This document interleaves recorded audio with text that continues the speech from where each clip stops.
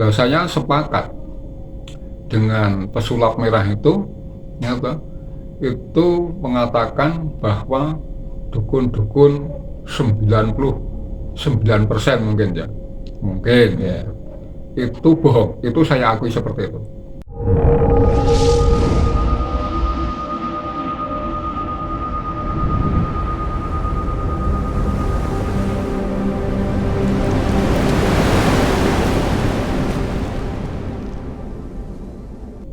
Selamat malam Mbak Hum.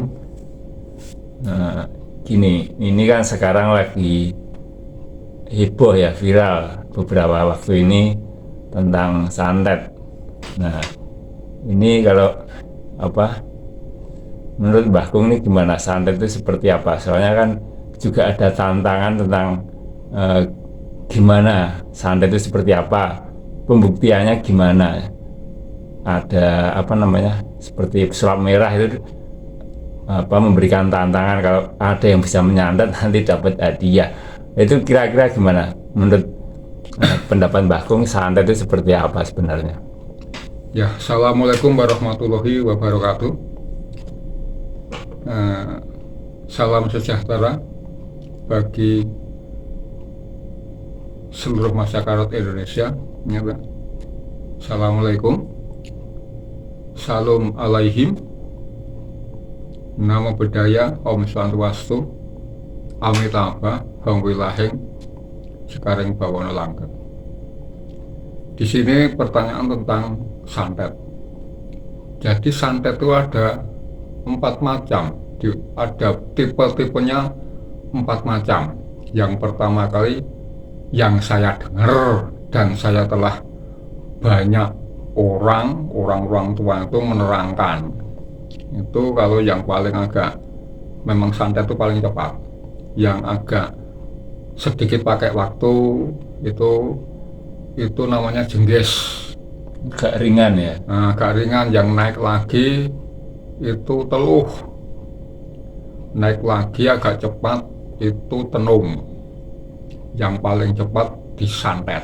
Nah, maka tentang santet, tenung, teluh, jengges itu mari kita sedikit membahas, walaupun ini nanti secara pembuktian secara ilmiah memang agak gimana ya, juga belum terjadi seperti itu, tapi dalam pemikiran itu sudah ada, cuman belum dilaksanakan karena ini termasuk pengetahuan falsafi yang tidak dapat melalui penelitian eksperimen, itu belum ada atau belum bisa, tapi bisa dipikirkan, masih bisa dipikirkan, agak bisa dinalar.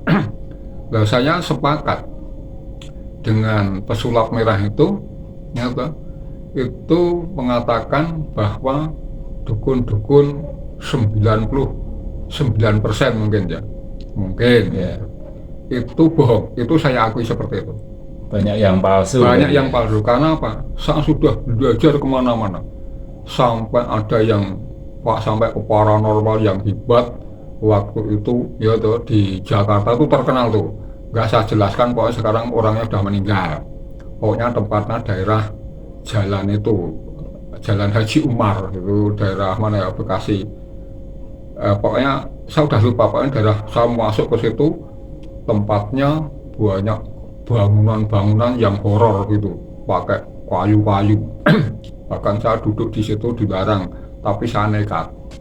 Nah, di situ saya daftarin waktu itu. Nah, daftarin sekitar 150.000. Ya antreannya sekitar orang 25 loh, nggak salah. Orang 25. Nah, saya itu nomor awal-awal sekitar ya antara 10 lah, 10, 9 itu. Saya nomor 10 lah waktu itu. Tapi kok saya nggak dipanggil sampai ke situ. Di situ ada kendi pesugihan sekian juta, tenung sekian juta, ilmu pelet sekian juta. Itu banyak orang mana-mana. Nah, saya itu nggak dipanggil sampai selesai. Ini cerita yang saya alami dengan istri saya. Saya baru menggendong anak kecil, anak saya yang paling kecil. Dulu waktu masih bayi saya bawa ke sana. Saya pengen ya sesuatu lah. Nah, setelah saya tuh kok nggak dipanggil sampai habis orang. Saya tanya, si A ini orangnya ini kemana? katanya udah pergi. Loh, gimana loh? Akhirnya saya pulang dengan itu ya, dengan banyak orang dari Jogja, dari Magelang, dari banyak. Lah saya tuh dikejar 2 orang cepak-cepak, yaitu mungkin pengamanan situ nggak tahu ya, saya dikejar saya di banyak ibu-ibu di situ, bapak-bapak. Jangan bareng bapak ini, saya ditunjuk gitu. Nanti doanya nggak terkabul. Wah, nggak terkabul gimana? Pokoknya selain bapak ini biar sendiri. Bawa istri bapak itu. Saya dengan itu jalan sampai ke depan masjid atau apa itu, Jalan Haji Umar itu pokoknya. Di situ. Ditipu berarti ini, Pak? Hah? Ditipu berarti. Wah, sudahlah. Pokoknya sampai saya kecil dahu. Sampai kemana-mana. Udah saya sampai bosen gitu itu. Ternyata benar kata pesulap merah itu. Saya akui, tapi ada yang satu mungkin, ada yang asli itu bisa, tapi siapa entah 2 apa 3 atau belum muncul. Saatnya pasti muncul. Masalah santet itu kalau hanya dengan doa, dengan puasa, tapi fakta yang untuk nyantet itu kalau tidak ada, ya nggak bisa, mesti ada sarananya, mesti ada. Ya, kalau saya pernah belajar, saya juga pernah terkena, dan saya belajar, entah itu benar entah itu tidak, nanti saya terangkan. Nah, santet itu begini loh. Jadi dengan juga ilmu pengetahuan, apakah kamu berilmu kok mau melihat alam gaib. Di Al-Quran juga ada, di dalam surat Al-Najm itu nomor 53 ada ilmunya juga untuk masuk ke situ. Dan yang saya rasakan itu pernah masuk ke alam situ tuh dingin, hawanya dingin sekali. Maka kalau orang yang takut itu pasti ketatelan, orang Jawa bilang dengkelan, mau jalan nggak bisa karena takut.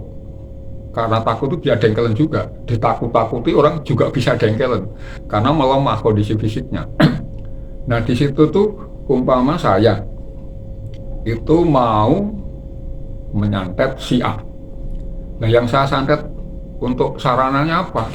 Pertama kali memang puasa, harus kuat puasa. Waktu itu saya belajar tuh 40 hari juga, hitungannya 40 hari, bisa dinalar nanti 10 hari, 10 hari kedua, ketiga, keempat tuh ada perjalanan spiritualnya tuh ada.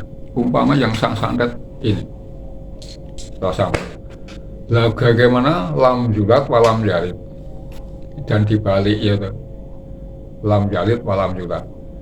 Dari ada ini bisa ditiadakan, yang tidak ada bisa diadakan, itulah sifat-sifat gaib seperti itu. Lampama ini korek, ini saya harus melakukan apa? Proses atomisasi, memperkecil suatu benda, ya toh?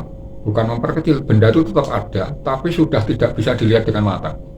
Karena saya waktu itu supaya melihat satu lilin itu dinyalakan waktu tepat jam 1 malam, disuruh memandang dulu. Saya pandang, lilin itu bisa mati.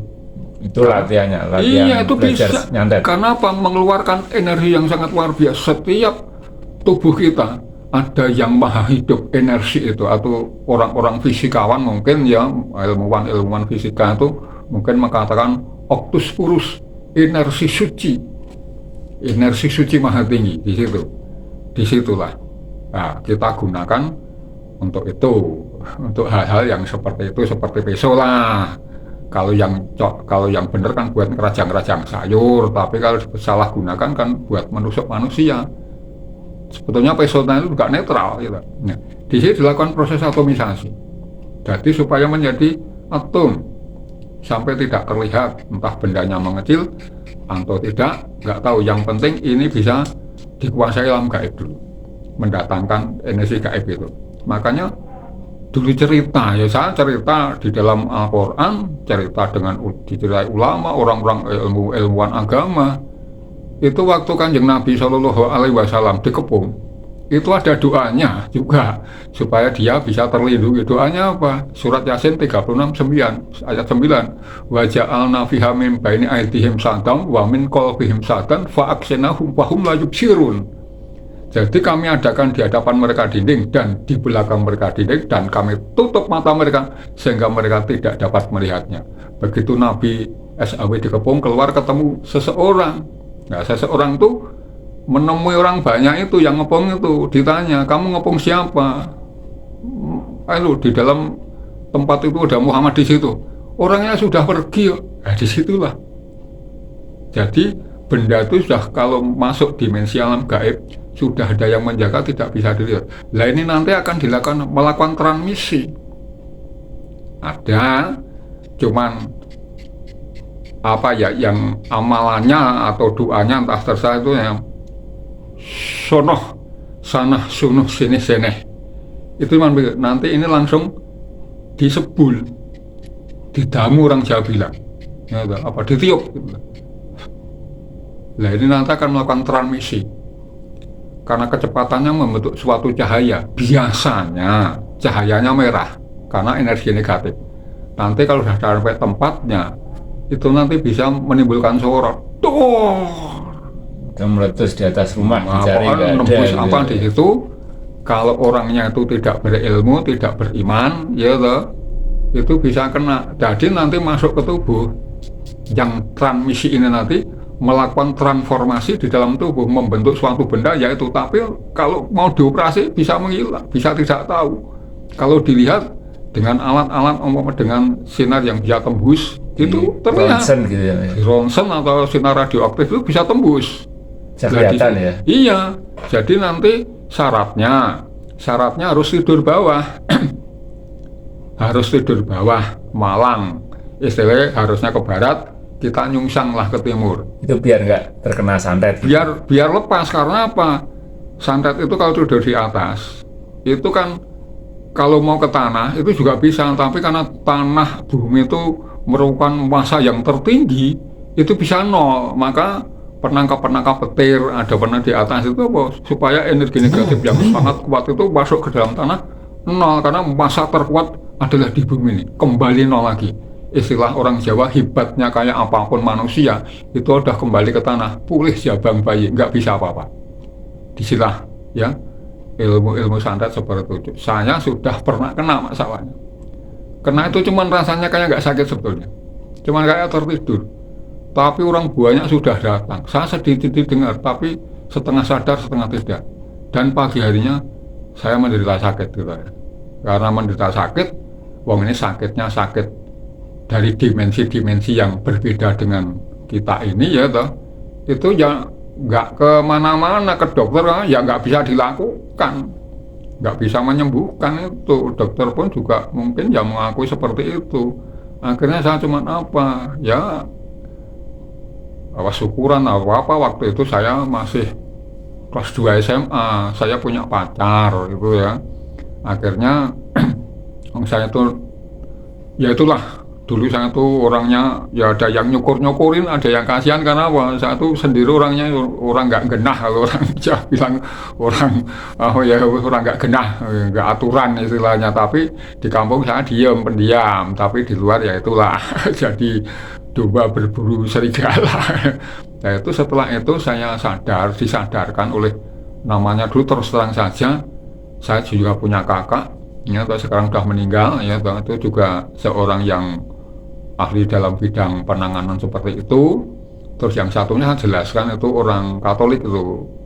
Terus saya jelaskan Pak Kirno itu saya akui orang baik, rumahnya terus terang di daerah Karanglunggundang itu.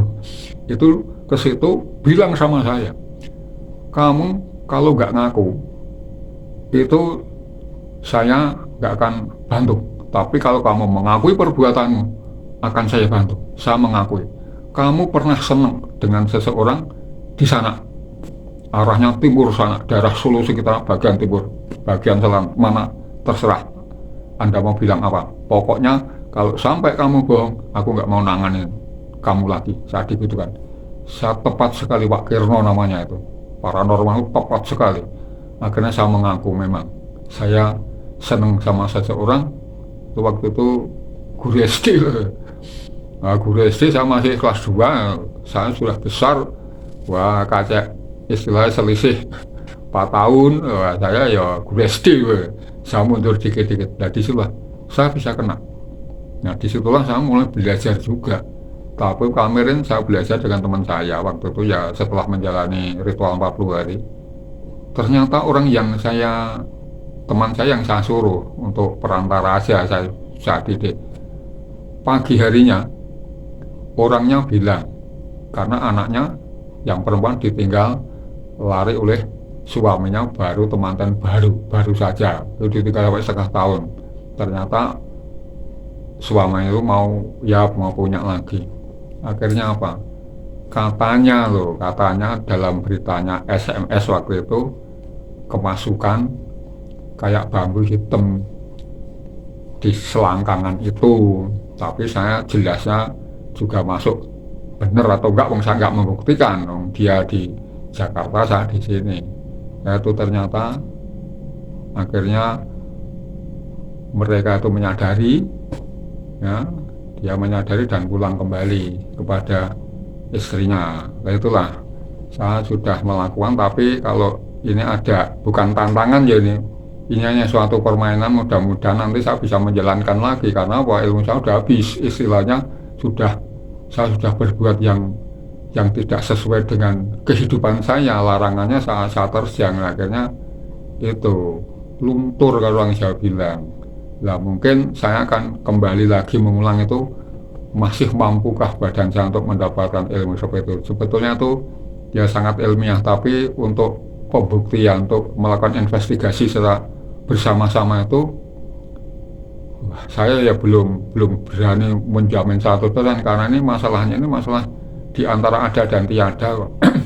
Jadi termasuk hal-hal itu termasuk pengetahuan falsafi, jadi tidak bisa diteliti tapi bisa dipikirkan, dinalar tuh bisa gitu.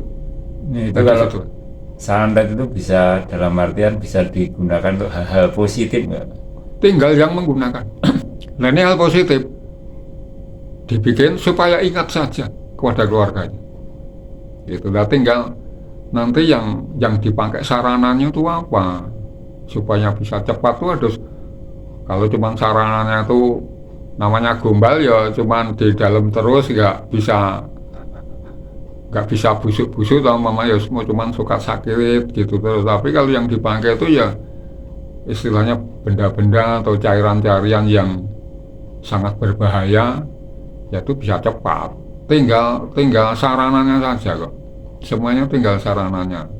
Kalau sarannya pakai jarum atau pakai apa, ya itu agak cepat. Tapi kalau sarannya pakai umpamanya, ini umpamanya loh, pakai zat-zat kimia itu, yaitu pakai potasium atau pakai alat-alat peledak yang dibikin itu, ya itu cepat busuk badannya.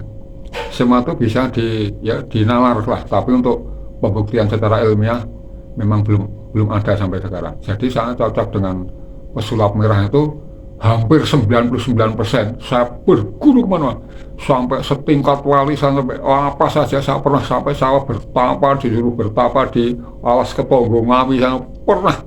Pokoknya hidup saya itu nggak mau kerja, pokoknya yang penting saya dikasih hidup oleh Allah gitu. Ternyata hidup sampai sekarang nggak pernah bekerja tapi hidup.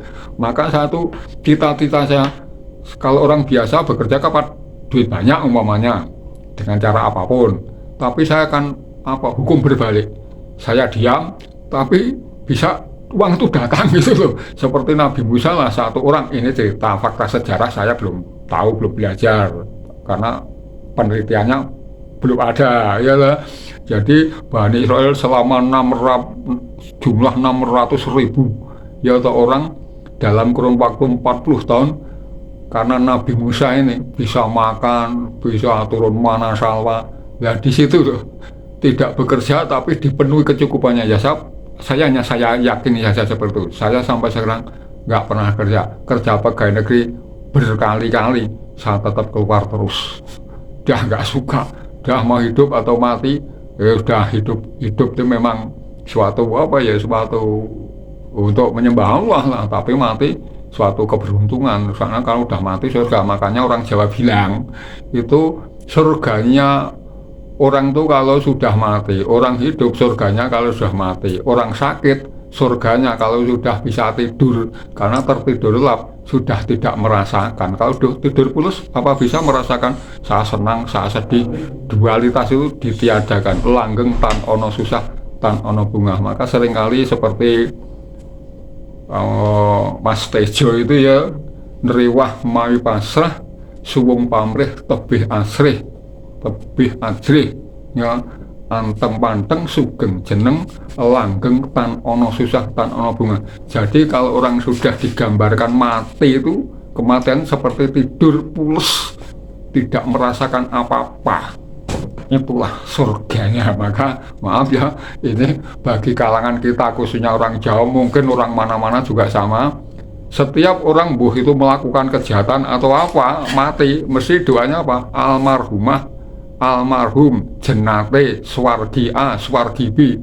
Entah itu pencuri, kalau maling ya dalam 40 hari swarginya A, swargo, itu sudah ke surga. Itulah penjelasan saya. Mungkin kalau ada pertanyaan-pertanyaan ya saya jawab semampu saya. Mungkin itu ada, bukan tantangan tuh, saya hanya merespon secara positif.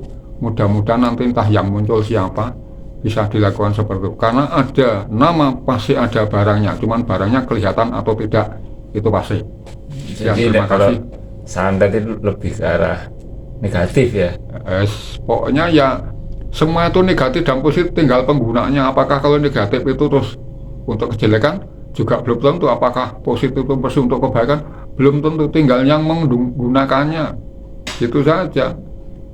Tinggal yang menggunakannya, plus jadi negatif juga bisa jadi positif, gitu saja kalau saya. Terima kasih. Assalamualaikum warahmatullahi wabarakatuh. Ya, terima kasih atas penjelasannya. Mungkin para pemirsa yang mau tanya-tanya boleh di kolom komentar nanti. Terima kasih.